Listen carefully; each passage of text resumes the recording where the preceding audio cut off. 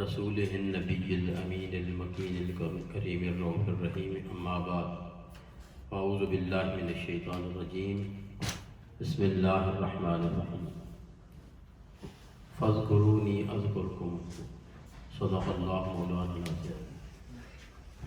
محترم سامعین عزیز وقار، خواتین و حضرات، اللہ رب العزت کا بے پایہ لطف و کرم کہ جس کی توفیق اور مدد و احسان کے ساتھ ہم آج اس بابرکت محفل میں جمع ہیں، رب کائنات ہماری اس عاجزانہ حاضری کو اپنے دربار میں قبول فرمائے۔ مختصراً یہ کہ آج کا دن یوم عرفہ کا دن ہے، بڑی ہی فضیلتوں والا اور بڑی ہی برکتوں والا دن ہے۔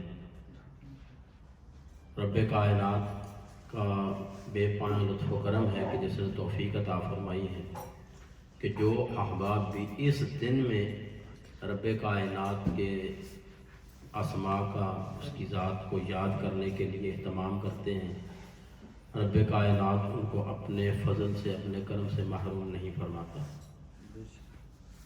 مسلم شریف کی حدیث پاک میں ہے، فرمایا یوم عرفہ التاسع من ذی الحجہ یوم عظیم تتنزل فیہ الرحمات وتغسل فیہ الذنوب والزلات۔ قال صلی اللہ علیہ وسلم ما من یوم اکثر من ان یعتق اللہ فیہ عبدا من النار من یوم عرفہ وَإِنَّهُ لَيَدْلُو ثُمَّ يُنَاهِي بِهِمُ الْمَلَائِكَةُ فَيَقُولُ مَا أَرَادَ هَؤُلَاءِ۔ آقا علیہ الصلوۃ والسلام نے یوم عرفہ کی فضیلت کا بیان فرمایا کہ یہ یوم عظیم ہے، عظیم دن ہے، اس میں رب کائنات کی رحمتیں نازل ہوتی ہیں، اس میں گناہ گاروں کے گناہوں کی بخشش کی جاتی ہے۔ اور آقا علیہ الصلوۃ والسلام نے فرمایا کہ اس دن سے زیادہ اور کسی دن میں رب کائنات اپنے بندوں کو دوزخ کی آگ سے نجات نہیں دیتا۔ یہ اتنا عظیم دن ہے۔ اور پھر فرمایا، مسلم شریف کی حدیث پاک ہے، وَيَسْتَحَبُّ لِغَيْرِ الْحَاجِّ، جو حج کرنے کے لیے احباب گئے ہیں ان کو چھوڑ کر، حاجیوں پر جس کا روزہ نہیں ہے ان کو چھوڑ کر، فرمایا صوم یوم عرفہ فقد سئل النبی صلی اللہ علیہ وسلم عنہ فقال یکفر السیئہ یکفر السنہ الماضیہ والباقیہ، رواہ مسلم۔ آقا اسلام نے فرمایا کہ حاجیوں کو چھوڑ کر جو لوگ حج کرنے گئے ہیں ان کو چھوڑ کر غیر حاجی جو لوگ ہیں، جو جہاں بھی رہتے ہیں، جو بھی ان میں سے یوم عرفہ کا روزہ رکھے گا، یوم عرفہ کا ایک دن کا روزہ رکھنا، آقا علیہ السلام نے فرمایا کہ یہ انسان کے ایک سال کے پہلے اور ایک سال بعد میں آنے والے گناہوں کا کفارہ بن جاتا ہے۔ اس ایک دن کے روزے کی اتنی فضیلت ہے، کیونکہ وقت نہیں ہے اس کو چھوڑ کر فقط حوالہ جات پر، ابھی جو میں نے اس سے پہلے چوتھے کلمے کا جو ذکر کیا اس میں بھی آقا علیہ السلام نے فرمایا کہ اس دن کا یہ مخصوص ذکر ہے، لا الہ الا اللہ وحدہ لا شریک لہ لہ الملک ولہ الحمد یحیی و یمیت وہو علی کل شیء قدیر۔ آقا علیہ السلام نے فرمایا کہ یہ میرا بھی اور مجھ سے پہلے نبیوں کی بھی تسبیح ہے اس دن میں کرنا۔ اور پھر ان دنوں میں آج کے دن سے ہی ایام تشریق شروع ہو گئے، یوم عرفہ کے دن سے ہی ایام تشریق شروع ہو جاتے ہیں، یعنی تسبیح پڑھی جاتی ہے۔ ہر فرض نماز کے مرتبہ 3 مرتبہ پڑھی جاتی ہے، جو ذی الحجہ کی 9 تاریخ کی فجر سے لے کر 13 تاریخ کی عصر تک جاری رہتی ہے۔ ہر فرض نماز کے مرتبہ بعد 3 مرتبہ یہ تسبیح پڑھنی، اللہ اکبر لا الہ الا اللہ اللہ اکبر وللہ الحمد۔ ان کو ایام تشریق کہتے ہیں۔ پھر اس کے بعد کل کا دن جو آنے والا ہے یوم النحر، وہ قربانی کا دن ہے، اور قربانی کے دن کے حوالے سے آقا علیہ الصلوۃ والسلام نے فرمایا کہ قربانی یوم النحر کے دن کوئی بنی آدم کا کوئی عمل وہ خون بہانے سے زیادہ افضل نہیں ہے. یعنی قربانی کرنا، جانور کا خون ذبح کرنا، بہانا. فرمایا کہ قربانی کے دن رب کی بارگاہ میں وہ شخص جو 5 شرائط ہیں قربانی کے لیے، یاد رکھیں قربانی کے لیے 5 شرائط ہیں. جس شخص کے اندر وہ 5 شرائط پوری ہیں اور وہ قربانی نہیں کرتا، اس کا قربان گاہ میں جانے کا کوئی جواز نہیں ہے. فرمایا پہلی شرط یہ ہے کہ وہ مسلمان ہو، کافر پر قربانی نہیں ہے. دوسری شرط یہ ہے کہ وہ عاقل ہو، مجنون اور پاگل دیوانے پر قربانی نہیں ہے. تیسری شرط یہ ہے کہ وہ بالغ ہو، یعنی غیر بالغ پر، چھوٹے بچے پر قربانی واجب نہیں ہے. چوتھی شرط یہ ہے کہ وہ مقیم ہو، مسافر پر قربانی واجب نہیں ہے. اور 5ویں شرط یہ ہے کہ وہ صاحب نصاب ہو، یعنی غیر صاحب نصاب پر بھی قربانی واجب نہیں ہے. اور میں عرض کروں کہ احناف کے نزدیک قربانی واجب ہے، باقی تینوں فقہا کے نزدیک قربانی فرض ہے. اس کی فقہی اصطلاحات ہیں، کیونکہ وہ واجب کو فرض کے اندر ہی شمار کرتے ہیں. احناف نے واجب کی تخصیص الگ سے کی، تو اس لیے یعنی یہ اتنا بڑا عمل ہے، اتنا بڑا عظیم عمل ہے کہ رب کی بارگاہ میں قربانی کرنا.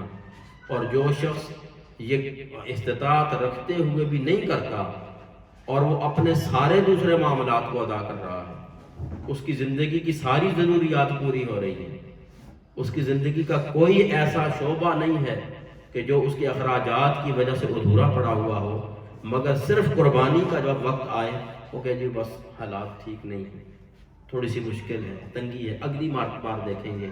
تو جب وہ کہتا کہ اگلی بار دیکھیں گے، تو رب فرماتا ہے کہ تیرے میں سارے معاملات کو پورے کر رہا ہوں، لیکن جب میری بارگاہ میں قربانی کا وقت ہے تو کہتا ہے کہ اگلی بار دیکھیں گے، تو پھر میں بھی تیرے معاملات کو پھر اگلی بار ہی دیکھوں گا. اس لیے اس دن قربانی کرنا بہت فضیلت کا باعث ہے اور کسی کو بھی اس سے محروم نہیں رہنا چاہیے. یہ 2-3 چیزیں ہو گئیں. اب میں آخر میں تھوڑا سا اس چیز کا ذکر کرتا ہوں کہ آج کا دن بڑی فضیلت والا دن ہے، اور اسی دن یہ آیت کریمہ نازل ہوئی، الیوم اکملت لکم دینکم واتممت علیکم نعمتی ورضیت لکم الاسلام دینا. یہ آیت کریمہ یوم عرفہ کے دن نازل ہوئی.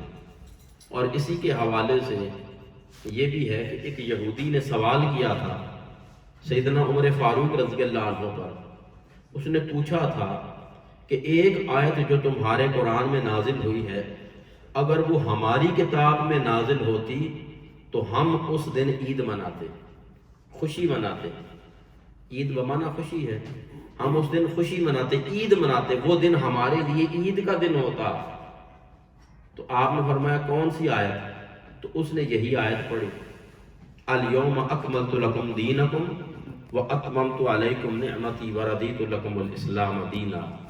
تو سیدنا عمر فاروق رضی اللہ عنہ نے اس کو فرمایا کہ میں جانتا ہوں کہ یہ آیت کس مقام پر نازل ہوئی اور کس دن نازل ہوئی، کس مقام پر نازل ہوئی اور کس دن نازل ہوئی. جس مقام پر نازل ہوئی وہ مقام وقوف عرفات تھا، عرفات میں یہ آیت نازل ہوئی، اور پھر وہ جمعے کا دن تھا، یوم عرفہ بھی تھا اور یوم جمعہ بھی تھا. تو کیا پتا چلا کہ یوم عرفہ بھی ہمارے لیے عید کا دن ہے اور جمعہ کا دن بھی ہمارے لیے عید کا دن ہے. تم تو کہتے ہو کہ ہم عید مناتے، ہم پہلے سے ہی 2 عیدیں منا رہے ہیں اس ایک آیت پر. تو یہ بھی بہت بڑی دلیل ہے اس دن کی فضیلت کے حوالے سے. لیکن میں جو عرض کرنا چاہتا ہوں وہ یہ ہے، ہماری سوچیں اور ہمارا جو تصور ہے وہ یہ ہے کہ شاید ہم تسبیحات زیادہ پڑھ لیں، ہم نوافل زیادہ کر لیں، پڑھ لیں، زیادہ روزے رکھ لیں، تو شاید اس وجہ سے ہم اپنی بخشش کا سامان کر سکتے ہیں، ہم رب کا قرب حاصل کر سکتے ہیں۔ اس میں کوئی شک نہیں کہ یہ اذکار، یہ تسبیحات، یہ عملیات، اعمال، نیک اعمال اللہ کے قرب کا باعث بنتے ہیں، اس میں شک نہیں ہے، لیکن یہ ایک رخ ہے، اور اس کے بالمقابل ہم جب دوسرا رخ نظر انداز کر دیتے ہیں تو پھر ہمیں اس رخ سے بھی فائدہ نہیں ملتا۔ اور وہ رخ کیا ہے؟ وہ رخ یہ ہے کہ ہم اپنے معاملات کو نہیں سنوارتے، ہمارے معاملات ٹھیک نہیں ہوتے، ہمارا کردار نہیں بدلتا، ہماری گفتار نہیں بدلتی، ہمارے اخلاق نہیں بدلتے۔ ہم جو پوری زندگی کے اندر جو زندگی گزار رہے ہیں، جو ہم دن اور راتیں بسر کر رہے ہیں، ان کے اندر ہمارے معمولات نہیں بدلتے، اور ہمارا پورا زور صرف تسبیحات پر رہتا ہے۔ تو پھر تسبیحات سے وہ فیوز و برکات جو رب کے کلمات کے ہیں وہ تو ملتے ہیں، مگر بندے کے حالات نہیں بدلتے۔ حالات کو بدلنے کے لیے ضروری ہے، ممکن ہے بہت ساری باتیں میری ایسی ہوں کہ ہو سکتا ہے کوئی بندہ یہ فیل کرے کہ شاید میرے لیے ہے، ایسا قطعاً نہیں ہے، اللہ گواہ ہے۔ ان میں سے بہت ساری باتوں کا مخاطب تو میں خود ہی ہوتا ہوں، یہ بھی قبلہ حضور سے ہی ہم نے سیکھا ہے، خود اپنے آپ کو مخاطب کر۔ اگر کوئی سمجھے کہ یہ چیز میرے ساتھ میلان کھاتی ہے تو بجائے اپنے آپ کو ٹارگٹ کرتے ہوئے فقط اس اصلاح کی جو چند فکریں ہیں ان پر اپنی توجہ مرکوز رکھیں۔ ہم عبادات میں مگن ہوتے ہیں اور یہ سمجھتے ہیں کہ ہم اللہ کا قرب حاصل کرتے ہیں اور کر لیں گے، جبکہ اس کے برعکس ہم کسی کی دل آزاری کر دیتے ہیں، تو ادھر ہم نوافل بھی پڑھ رہے ہوتے ہیں۔ تو پھر یہ چیزیں جب درمیان میں میچ نہیں کرتی تو پھر رب کائنات کی بارگاہ سے وہ قرب، وہ فضیلتیں جو بندے کو حاصل ہونی چاہیے ہوتی ہیں وہ حاصل بندہ محروم اتنا کر کے بھی محروم رہ جاتا ہے۔ ممکن ہے ہم آدھی رات کو اٹھتے ہیں، آدھی رات کو اٹھ کر بھی، لیکن وہ اللہ کی طرف عبادات کا سفر تو ہے، مگر اس کے بالمقابل جب کسی کی ساتھ زیادتی کر دی، کوئی بھی عمل میرا، ایسا عمل، میرا عمل ذاتی طور پر مجھے اگر کسی نے بات کہہ دی تو میری طبیعت کے موافق نہیں آئی تو میں نے غصہ کر دیا اور کسی کو جھڑک دیا، تو کیا اس کا مطلب وقتی طور پر اگر آیا غصہ تو بعد میں اس کی اصلاح کر لینی چاہیے؟ اگر بعد میں فوری طور پر احساس ہو گیا تو اس کو رجوع کر لینا چاہیے، لیکن اگر رجوع بھی نہیں کیا اور بندوں سے معافی مانگتے ہوئے شرم آتی ہے، اللہ سے معافی مانگنے کے لیے بار بار دوڑتے ہیں، تو رب فرماتا ہے کہ جو میرا حق تو نے اس کو ضائع کر دیا تھا اس پر تو معاف کر دیتا ہوں، مگر جس بندے کا حق تو نے مارا تھا اس کے لیے معافی کے لیے میرے پاس کیوں آیا؟ جس کا حق تو نے مارا ہے، حق مارنے سے مراد صرف پیسوں کا ہی نہیں ہوتا، کسی کے ساتھ بد اخلاقی کرنا یہ بھی اس کا حق مارنا ہے، اس کی دل آزاری کرنا، اس کے ساتھ بد اخلاقی سے پیش آنا۔ میری عزت تو نے پاک ماری، ہماری عزت ہے کیا؟ ہماری عزت کیا ہے؟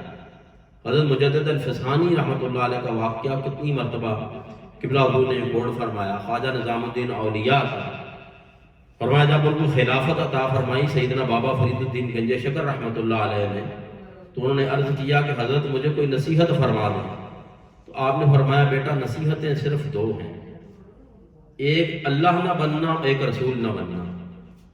وہ حیران رہ گئے کہ اتنی تربیت، اتنی تعلیم پانے کے بعد جب خلافت دے دی، اس کے بعد یہ کہنے کا مقصد کیا ہے میری سمجھ میں نہیں آیا۔ تو آپ نے فرمایا کہ بیٹا یہ اللہ کی شان ہے کہ جو چاہے وہی ہو، جو چاہے وہی ہو، یہ صرف رب کی شان ہے۔ بندہ ہے، کبھی اس کی مرضی کے مطابق ہوگا، کبھی اس کی مرضی کے مطابق نہیں ہوگا، تو اگر اس کی مرضی کے مطابق ہو جائے تو رب کا شکر ادا کرو، اور اگر اپنی اس کی مرضی کے مطابق نہ ہو تو تب بھی رنج دل میں نہ لائے، کیونکہ یہ شان فقط اللہ کی ہے کہ جو چاہے وہی ہو، مخلوق کی یہ شان نہیں ہے۔ اور پھر رسول نہ بننا مقصد یہ کہ رسول کا مقام یہ ہے کہ جو اسے نہ مانے وہ کافر ہے، جو اسے نہ مانے یا جو اس کی نہ مانے وہ کافر ہے۔ اور رسول کے علاوہ یہ کسی کا مقام نہیں کہ اگر اس کی منشا کے مطابق نہ ہو کہ میری نہیں مانی یا میرا نہیں، مجھے نہیں مانا، تو اس لیے اس کے اوپر غضبناک ہو جائے۔ فرمایا جو ایسا کرے تو یہ فقط رسول کا مقام ہے۔ تو انسان کو انسانیت میں ہی رہنا چاہیے۔ اگر انسان بندوں کے سامنے بندہ بن کے رہے تو جب وہ رب کی بارگاہ میں بھی بندہ بن کے پھر پیش ہوگا تو پھر رب دیکھے گا کہ ہاں یہ بندوں کے سامنے بھی بندہ بن کے رہا ہے، اب میرے سامنے آیا ہے تو پھر وہ اپنا در دولت کے لیے کھول دیتا، پھر اپنا در کھول دیتا۔ لیکن اگر وہ یوں نہ کرے، سارے معاملات اپنی مرضی سے چلائیں، ہماری اکڑ بھی ختم نہ ہو، ہمارا نفس بھی کمزور نہ ہو، ہماری غیبت کرنے والی زبان بھی نہ رکے، ہمارے کان بھی ہر وہ لغو بات سنتے رہیں، ہماری آنکھوں کے سامنے بھی وہ پردہ کبھی بے حیائی دیکھنے والا نہ آئے، ہمارا دل بھی ہر جائز و ناجائز کی خواہش کرتا رہے، اور ہمارا جسم بھی ہر قسم کی نافرمانی کے اندر مبتلا رہے، اور سارے معاملات اپنی مرضی سے چلائیں، مگر جب وقت آ جائے مصلے کا تو وہاں پر گڑ کر رب کے سامنے معافی مانگنے لگ جائیں، تو یہ میچ نہیں کرتی چیزیں آپس میں۔ رب نے فرمایا کہ یہ تو فقط تم جو ذکر اذکار کرتے ہو یہ تمہیں نفع دیں گے، مگر اصل ولایت تو تمہاری دنیا کے اندر پھیلی ہوئی ہے۔ جو شخص انسانوں کے ساتھ اخلاق سے پیش آئے، اپنے معاملات کو سنوار لے، زیادتی کرنے والوں کو دیکھے معاف کر لے، جو زیادتی نہیں کرتا اسے معاف کرنے کا تو تصور ہی کوئی نہیں ہے۔ کسی کو معاف کرنے کا تصور تبھی آتا ہے کہ دوسرے نے غلط کیا، تو جب دوسرا غلط کرے اسے ہی برداشت کرنا مشکل ہوتا ہے۔ ہر شخص مجھ سمیت اس چیز کو فالو کرے کہ جو شخص زیادتی کر جائے اسے معاف کرنا اصل میں یہ ولایت ہے، یہ یہاں سے ولایت شروع ہوتی ہے۔ تو ولایت کی طرف سفر شروع ہی نہیں ہو سکتا کہ جس کی زبان کرخت ہو، جس کے معاملات غلط ہوں، جس کا اخلاق برا ہو، جس کی گفتار خراب ہو، اور وہ صرف اذکار پر اور تسبیح ورد وظیفے پر اپنا فوکس رکھے، وہ شخص ایک قدم اس راہ پر آگے نہیں چل سکتا سوائے جو ان کلمات کے فیوز و برکات ہیں ان کے حاصل کرنے کے۔ وہ ملتے ہیں مگر اس کا سفر آگے شروع نہیں ہو سکتا۔ اس لیے رب کائنات کی بارگاہ میں التجا ہے کہ رب کائنات اس دن کے صدقے ہمیں وہ کردار عطا فرمائے کہ ہم اپنے کردار کو بھی بدلیں، اپنی گفتار کو بھی بدلیں، اور جس کا جو دیکھیں نصیب ہوتا ہے وہ اس نے لینا ہے۔ میں اگر ڈنڈا پکڑ کے ہر بندے کو پیچھے پڑا رہا ہوں، تم نے نماز پڑھنی ہے، ایسا نہیں ہوتا، یہ تو نبیوں کا طریقہ بھی نہیں ہے۔ تو ہمیں اپنی تھانے داری کو ختم کرنا ہوگا۔ آپ جانتے ہی ہیں کہ میں نے تو اپنی تھانے داری ختم کر دی ہوئی ہے، ہم نے تو ختم کر دی ہے، اب تو کسی کو کوئی اعتراض نہیں ہے۔ ہر بندہ خود بالغ ہے، عاقل ہے، سمجھدار ہے، اسے خود پتا ہے اس نے کیا کرنا ہے۔ اس لیے وہ ہر بندہ رب کے سامنے جواب دہ ہے، کوئی بندہ کسی بندے کے سامنے جواب دہ نہیں ہے۔ اسی رب کائنات ہمیں اس راہ پر چلنے کی توفیق عطا فرمائے کہ جس راہ سے ہم اپنے کردار کو بھی سنواریں، اپنی گفتار کی بھی اصلاح کریں، اپنے اخلاق کی بھی اصلاح کریں، اور رب کائنات کی بندگی کا بھی حق ادا کریں۔ جزاک اللہ خیر، وما علینا الا البلاغ۔